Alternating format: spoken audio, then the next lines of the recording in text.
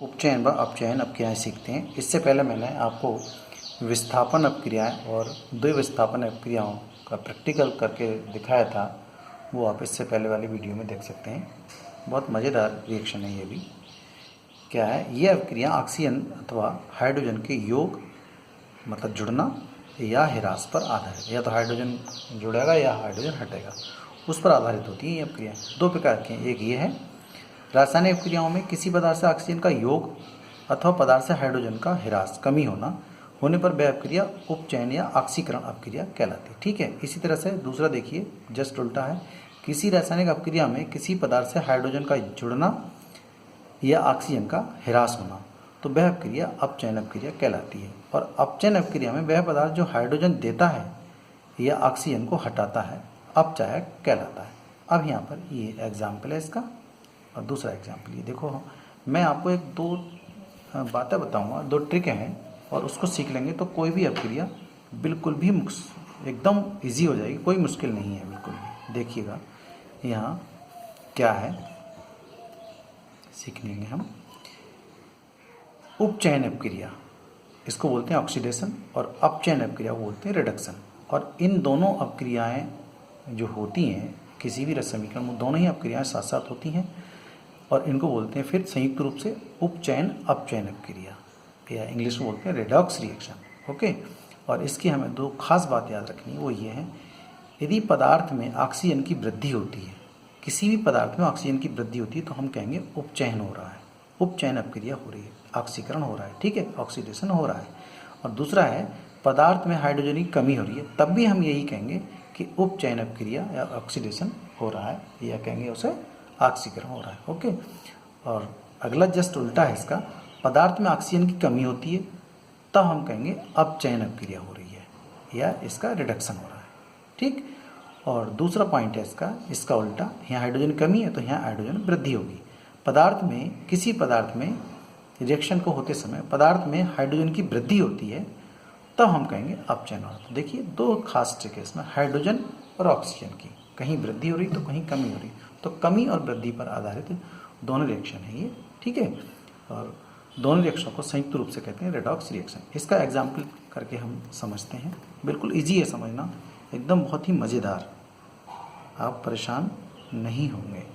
क्या लिखा है एग्जाम्पल देखिएगा, इसको नोट भी करते जाएंगे, अपने नोट्स बना रहे हैं तो आप देखते जाएंगे इसे, और मैं आपको समझा रहा हूँ। क्या है पहली reaction, CuO plus H2, CuO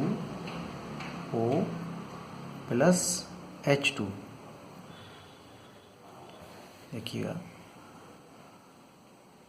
और ये हो गई आपके पास H2, ये यहाँ ऊष्मा दे दी हमने इसको। ठीक है, अब समझेंगे। देखिए यहाँ कॉपर ऑक्साइड है, यहाँ ऑक्सीजन जुड़ा हुआ है, और यहाँ से अब अगली बार जब रिएक्शन हो चुकी है तो देखें कॉपर सिंगल रह गया, इसका मतलब ऑक्सीजन यहाँ पर कम हो गया है। तो यहाँ ऑक्सीजन की कमी, देखिए ऑक्सीजन की कमी कहाँ लिखा है, ये है। तो ऑक्सीजन कमी क्या कहते हैं, अपचयन कहते हैं। तो यहाँ लिख दें हम, इस पॉइंट पर क्या हुआ है, ऑक्सीजन की कमी हो गई है। ओके, तो यहाँ लिख देंगे हम अपचयन, अपचयन, या बोलेंगे हम इसको रिडक्शन हो गया है। ठीक, देखो कितना मज़ेदार है नहीं। और दूसरा है, इस पदार्थ में ये पदार्थ है, और इस पदार्थ के साथ क्या हुआ है, इस पदार्थ के साथ ऑक्सीजन आ गई, वृद्धि हो गई, तो पदार्थ में ऑक्सीजन की वृद्धि, तो क्या कहेंगे हम उसे, उपचयन अपक्रिया। तो इस जगह क्या हुआ है, पदार्थ में ऑक्सीजन की वृद्धि होगी, तो इसका कहेंगे हम उपचयन। ये थोड़ी जगह कम पड़ रही मेरे पास, उपचयन। ओके, इसे कहेंगे हम ऑक्सीडेशन हो गया है, ऑक्सीडेशन हो गया। क्लियर, अब अगला हिस्सा देख लेते हैं हम। अगला हिस्सा क्या है, दूसरा एग्जाम्पल देखते हैं, Zn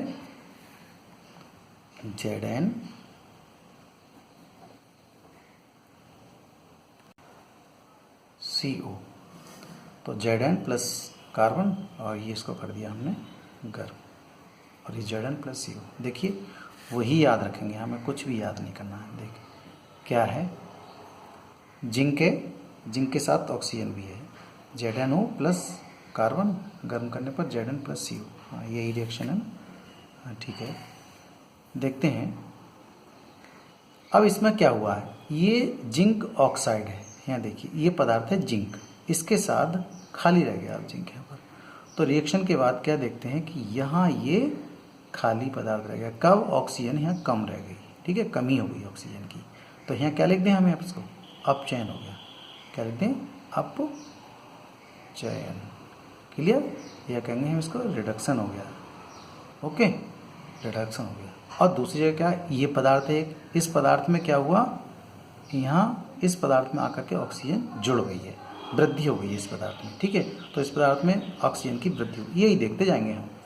पदार्थ में ऑक्सीजन कमी, पदार्थ में ऑक्सीजन की वृद्धि, हाइड्रोजन की कमी, हाइड्रोजन की वृद्धि। तो इन दोनों चीज़ों से अपचयन उपचयन होता है और इन दोनों चीज़ों से अपचयन होता है, ठीक है। तो यहाँ क्या हुआ, पदार्थ है, पदार्थ में ऑक्सीजन की क्या हुई, वृद्धि हो गई। तो हम क्या लिख देंगे? उपचयन, उपचयन, या कहेंगे हम इसको ऑक्सीडेशन, या कहेंगे इसको ऑक्सीकरण हो गया, ठीक है। ये ऑक्सीडेशन हमने लिख दिया। अब अगला एग्जाम्पल देखते हैं क्या आएगा। देखिए अगला एग्जाम्पल भी मैं आपको एक करके दिखाता हूँ अभी। अगला एग्जाम्पल कोई ले लेते हैं वैसे ही, देखो हाइड्रोजन के आधार पर। जैसे मान लिया हमने H2S प्लस क्लोरीन ले ली, ठीक है, और सल्फर और हाइड्रोजन क्लोराइड बन जाएगा इससे। जब हाइड्रोजन क्लोराइड जाएगा, ये बैलेंस कर लें, बैलेंस नहीं है तो यहाँ 2 आ जाएगा।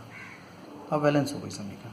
देखिएगा यहाँ क्या हुआ है, यहाँ इस पदार्थ में हाइड्रोजन है, सल्फर है, दोनों हैं ये पदार्थ। तो ये पदार्थ अब सल्फर रह गया खाली। तो इसमें क्या हुआ, इसका मतलब क्या हुआ, यहाँ हाइड्रोजन की कमी हो गई। तो यहाँ हाइड्रोजन की कमी हो गई, और कमी को क्या लिखते हैं हम, बताइए? उपचयन। तो यहाँ लिख देंगे हम उपचयन, ठीक है, लिख दोगे आप अपने आप। और अगला पदार्थ क्या है, क्लोरीन है। तो क्लोरीन के साथ क्या हुआ है, हाइड्रोजन जुड़ गया है आकर के। तो पदार्थ के साथ हाइड्रोजन की वृद्धि हो गई है। तो पदार्थ में हाइड्रोजन की वृद्धि हो गई है। तो क्या लिखें यहाँ? अपचयन, अपचयन। क्लियर हो गया? इसको बोलते हैं हम रिडक्शन, रिडक्शन लिख देंगे इसे। आपको कितनी मज़ेदार समझ में आ रहा है ना। और इसी तरह की रिएक्शन है, जब भी देखेंगे कोई समस्या नहीं आएगी आपके सामने। अगला एग्जाम्पल हम देखेंगे, अपनी नोटबुक में क्या दे रखा है देखो, आपके पास है अगला example, MnO2 plus 4HCl is equal to MnCl2 plus 2H2O plus Cl2। देखो ये रिएक्शन है, ये भी बहुत मज़ेदार रिएक्शन है। ये कैसे कैसे हो रही है ये हम सीखेंगे इसे। देखिए यहाँ इस समीकरण में HCl में देखो यहाँ देखें दोनों बात, HCl है और ये Cl2 बन गया। तो यहाँ क्या हुआ, हाइड्रोजन की कमी हो गई, यहाँ आकर बनने के बाद हाइड्रोजन की कमी। तो हाइड्रोजन की कमी हो गई, तो इसका मतलब क्या लिखें हम यहाँ पर, उपचयन हुआ है। क्लियर हो गया? क्या लिखेंगे? उपचयन। और दूसरा देखें, HCl में उपचयित हो गया है। उपचयित का मतलब उपचयन ही है। अब दूसरा है MnO2 MnCl2 में अपचयित हुआ है। तो देखिए MnO2 MnCl2 में, तो देखिए यहाँ ऑक्सीजन है, यहाँ ऑक्सीजन नहीं है। तो यहाँ क्या हुआ, ये अपचयन अपक्रिया हुई, ये वाली। क्लियर हो गई? ये कौन सी अपक्रिया कहलाएगी? अपचयन या रिडक्शन यहाँ हो गया। देखो बहुत मज़ेदार लगा ना। देखो MnO2 था और MnCl2, तो Mn है और ऑक्सीजन यहाँ पर हट गया है, अर्थात ऑक्सीजन की कमी हो गई। तो देखिए ये ऑक्सीजन की यहाँ पर कमी हो गई है, और कमी को क्या लिखेंगे हम? अपचयन। इस तरह से ये वाली बात इसके अंदर लिखी हुई है, आप नोट भी कर सकते हैं और समझ सकते हैं। लिखा है पदार्थ का उपचयन तब होता है जब ऑक्सीजन का ह्रास या हाइड्रोजन की वृद्धि होती है। क्लियर? ये सारी बातें आपको याद करने की जरूरत नहीं है, केवल 2 ही ट्रिक याद करिएगा, ये वाली जो मैंने बता रखी है आपको। क्लियर? धन्यवाद वीडियो देखने के लिए। और आपको वीडियो अच्छा लगता है तो अपने साथी को शेयर कर सकते हैं। आगे आने वाले वीडियो में भी मैं, अब चैप्टर समाप्त हो गया, ये क्वेश्चन करवाऊँगा, बोर्ड के हिसाब से भी सारे क्वेश्चन होंगे। Thank you, have a nice day.